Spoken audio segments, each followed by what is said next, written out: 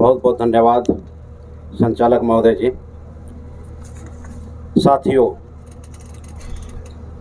आज हम लोग राष्ट्रीय आदिवासी एकता परिषद का 27वां राष्ट्रीय अधिवेशन का कार्यक्रम मध्य प्रदेश के झाबुआ जिला में सेलिब्रेट कर रहे हैं और इस मौके पे इस बेहद महत्वपूर्ण कार्यक्रम की अध्यक्षता कर रहे हैं हमारे मूल निवासी नायक माननीय वामन मेश्राम साहब, राष्ट्रीय संरक्षक, राष्ट्रीय आदिवासी एकता परिषद नई दिल्ली, और मंचासीन हमारे समस्त जंबाज कार्यकर्ता साथी, और इस मंच के सामने हमारे देश भर से जुटे हुए हमारे मूल निवासी जंबाज कार्यकर्ता साथीगण।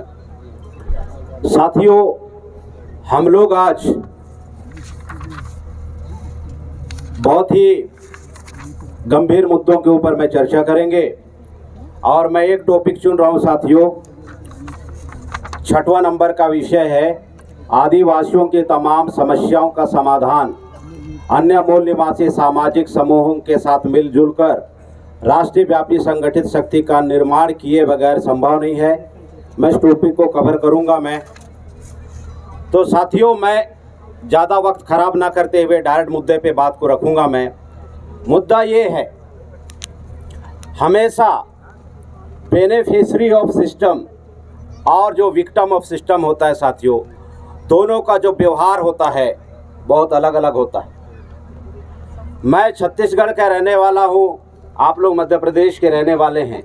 हमारे छत्तीसगढ़ में अभी जो नवंबर अक्टूबर का जो सीज़न चल रहा है साथियों, ये धान की खेती होती है और धान के खेती के समय में जो खेतों में बहुत मछलियाँ होती हैं। मछली को पकड़ने के लिए साथियों हमारे जो किसान बंधु हैं, हमारे उधर बोलते हैं लोंडरा, जो बांस का बनता है, शायद इधर कुमनी बोलते होंगे, वो खेतों पे लगाते हैं। तो वो जो लोंडरा लगाने वाला जो मालिक होता है साथियों, वो अलग होता है और रात के अंधेरे में उस मछली को चुराने वाला पार्टी अलग होता है। मैं बताना चाहता हूँ दोनों एक नहीं होते।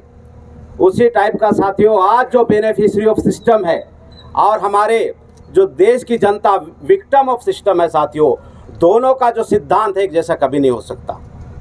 और यहाँ पे जो भी साथी अगर उस सिद्धांत को ऊपर मिलावट करना चाहेगा तो मैं यकीनन बोल सकता हूँ साथियों, वो कभी भी रिजल्ट तक नहीं पहुँच सकता। 1% की मिलावट रिजल्ट पे नहीं पहुँचाया जा सकता है, क्योंकि साथियों यहाँ पे सिस्टम को चलाने वाला जो नियंत्रण करता है वो हमारे समाज के विरोध में काम करता है। मैं आप लोगों को जानकारी के लिए बताना चाहूँगा, आज हमारे ST SC के 131 सांसद हैं साथियों। 131 सांसद मिलके अगर समाज की समस्या को पिछले 78 साल से अगर सॉल्व नहीं कर पा रहे हैं, इसका साफ साफ मतलब ये है कि 3.5% लोगों का नियंत्रण हमारे 131 सांसद के ऊपर में है। चाहे आप इस बात को इस जगह से माने या ना माने, सच्चाई तो यही है, क्योंकि मिलावट करने से परिणाम नहीं आ सकता। यहाँ पे देखिए लाखों की यहाँ पे गाड़ियाँ देने से पड़ी हुई है, इसमें से कुछ पेट्रोल व्हीकल है, कुछ डीजल व्हीकल है। आप मिलावट करना शुरू करो, पेट्रोल के जगह पे डीजल डालो, डीजल के जगह पे पेट्रोल डालो गाड़ी में, उसके बाद में यहाँ से स्टार्ट करके आप उधर मेन रोड साइड में जाओ। 2 किलोमीटर जाते जाते आपके लाखों की जो गाड़ी है उसका भट्ठा बैठ जाएगा। बैठेगा कि नहीं बैठेगा साथियों? उसी तरीके से साथियों हमारे जमीन को लूटने वाला जो पार्टी है, हमारी जल जंगल जमीन को लूटने वाला पार्टी है, वो अलग है और जमीन को सुरक्षित करने वाला पार्टी अलग है।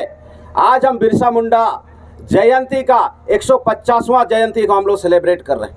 150वां जागृति ये जो हमारा चल रहा है बिरसा मुंडा के जयंती के अवसर पे साथियों, मैं आप लोगों को बताना चाहता हूं, आज हमारे करोड़ों मूल निवासी साथी बिरसा मुंडा अमर रहे कि नारा पूरे देश भर में चला रहा है। लेकिन आप हैरान हो जाओगे उनका चरित्र को देख के कि कहीं ना कहीं, अभी जैसे मैं सुबह ही सोशल मीडिया में एक पोस्ट को मैंने डाला और मैंने उसमें देखा कि उसमें हमारे जो मूल निवासी जो आदिवासी हैं, गौड़ जनजाति के हमारे साथी हैं साथियों, वो भाजपा का जो सिंबल है, चुनाव का सिंबल कमल छाप का उसमें टैग लगाया हुआ है। मैं आप लोगों को बताना चाह रहा हूं कि जो बिरसा मुंडा जीवन भर दुश्मन को निर्धारित करके साथियों जमीन लुटेरे लोगों के साथ में लड़ाई लड़ा, आज हमारा मूल निवासी समाज का आदमी उसमें मिलावट करके सोचता है कि मैं यहाँ पे परिणाम लेके आ जाऊंगा, जो किसी भी सूरत में संभव नहीं है। मैं शुक्रगुजार हूँ साथियों, और वामन मेश्राम साहब का मैं शुक्रिया अदा करता हूँ कि मेरे ऊपर में भारत मुक्ति मोर्चा का टीकाकरण लगा हुआ है। टीकाकरण लगा हुआ है साथियों, तो मैं मैक्रो एनालिसिस कर पा रहा हूँ, मैं बातों की बारीकियाँ को मैं समझ पा रहा हूँ, बातों की बारीकियाँ को समझ पा रहा हूँ मैं। और बातों की बारीकियाँ को अगर हम नहीं समझेंगे साथियों तो परिणाम कभी भी नहीं ला सकते। तो परिणाम को लाने के लिए हमें निश्चित रूप से एक तरफा निर्णय लेना होगा साथियों, एक तरफा निर्णय लेना होगा। मैं एक उदाहरण के माध्यम से आप लोगों को समझा रहा हूं मैं कि हमारे भारत देश में नाक साहब बहुत ज़्यादा होता है साथियों। अगर नाक साहब आपको डस लिया जाए और कोई डॉक्टर आपके पास में आवे, उसके बाद में बोले मैं दोबारा फिर आपको नाक साहब से डसवाऊंगा, फिर इलाज करूंगा, आप मुझे सच्ची सच्ची बताइए आप जिंदा बचोगे क्या? नाक साहब के डसने का ट्रीटमेंट क्या है साथियों? उसका एंटीबायोटिक है, मरवाने वाली जहर अलग है, जिंदा रखने वाले एंटीबायोटिक दोनों अलग अलग होता है।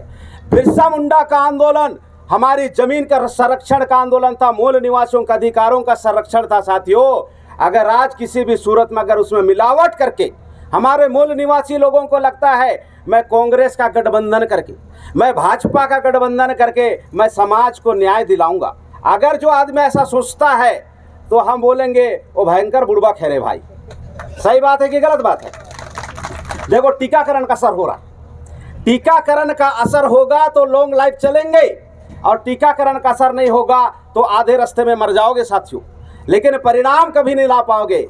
और हर चीज का टाइम बॉन्ड कार्यक्रम होता है, टाइम बॉन्ड कार्यक्रम से ही परिणाम आता है।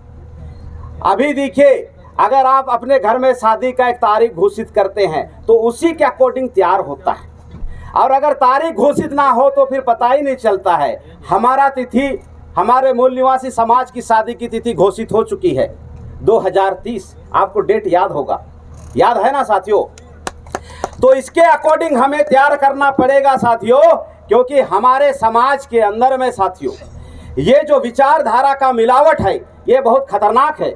माननीय चौधरी विकास पटेल साहब कहते हैं कि देश में बड़ा बड़ा घोटाला हुआ, उससे बड़ा घोटाला इतिहास का हुआ, आज भी वही घोटाला को रिपीट करने का प्रयास किया जा रहा है। बिरसा मुंडा का जो लड़ाई है साथियों, उनका जो क्रांति है वो हमारे समाज के हक अधिकार के लिए अपनी जान की बाजी को लगाने का मामला है, और संदेश किया दिया जा रहा है कि थोड़ा थोड़ा मिलावट करो, कुछ भी नहीं हो सकता। अरे 1% के मिलावट से आंदोलन का सत्यानाश हो जाता है, और पूरा पूरा मिलावट करेंगे तो क्या होगा? आपको परिणाम पता है। यहाँ पे विषय में रखा गया है साथियों कि आज आदिवासियों को अगर अपनी जल जंगल जमीन और अधिकारों को अगर सुरक्षित रखना है तो अन्य हमारे सामाजिक समूह का साथ लेना होगा। मैं इस मंच के माध्यम से हमारे मूल निवासी क्षत्रिय महासंघ के हमारे जो राष्ट्रीय अध्यक्ष विधावत सिंह से मैं अपील करना चाहता हूं, हमारे आदिवासियों का जल जंगल जमीन और हमारे संवैधानिक अधिकार ये जो हमारे दुश्मन लोग छीनने का काम कर रहे हैं, हमारे जो डीएनए के भाई हैं क्षत्रिय मूल निवासी संघ के साथी लोगों से अपील करता हूं कि हमारे आदिवासियों के अधिकारों को संरक्षण करने का काम करेंगे। मैं हमारे चौधरी विकास पटेल साहब, हमारे डीएनए के बड़े भाई ओबीसी, मैं उनसे अपील करना चाहता हूं कि आदिवासियों का जो संरक्षण है उनकी सख्त जरूरत है। पूरे देश भर में आदिवासियों का विस्थापन का मुद्दा चल रहा है साथियों। अभी ही मंडला के चौगान में कार्यक्रम संपन्न हुआ था और डिंडोरी में 185 गांव का विस्थापन करने वाला का मामला आया है। जो हमारे वादा कर रहे हैं कि हम बिरसा मुंडा के आंदोलन को as it is carry forward करेंगे और हमारे लोगों को मिसगाइड करने का, हमारे लोगों को गुमराह करने का काम कर रहे हैं साथियों, और हमारे मूल निवासी समाज का समर्थन करके ईवीएम से वोट चोरी करके जो सरकार बना रहे हैं उनका जमीन लूटने का प्रक्रिया और हमारे महापुरुषों का जमीन बचाने का प्रक्रिया दोनों अलग अलग है साथियों। हमारे आदिवासी जाने अनजाने में भोलेपन के वजह से इस गुमराह का शिकार हो चुके हैं, लेकिन मैं उन्हें यकीन दिलाता हूं साथियों कि हमारे बीच में राष्ट्रीय संरक्षक, राष्ट्रीय आदिवासी वामन मेश्राम का ज्वलंत यहाँ पे साथियों प्रचार और प्रसार चल रहा है हमारे अधिकारों के संरक्षण के लिए। निश्चित रूप से आज नहीं तो कल, कल नहीं तो परसों, परसों नहीं तो नरसों साथियों, हमारे आदिवासी लोग मुख्य धारा की लड़ाई जरूर लड़ेंगे और हमारे समाज को संरक्षण जरूर करेंगे। हमारे समाज का जो हक अधिकार है, हमारे समाज का जो जल जंगल जमीन का मामला है साथियों, निश्चित रूप से हम लोग इस लड़ाई को जीत पाएंगे। मैं पहली दफ़ा जब वामन मेश्राम साहब को मैं सुना साथियों, उन्होंने कहा था कि आदिवासी जो कौम है साथियों ऑलरेडी मार्शल कौम है। मैं उस बात को रिपीट करना चाहता हूँ, लेकिन साथियों जो अनगाइडेड मिसाइल होता है साथियों कहीं पे भी जाके फट जाता है। हमारा आदिवासी कांग्रेस पार्टी ज्वाइन करता है और सोचता है हम समाज को उद्धार करेंगे।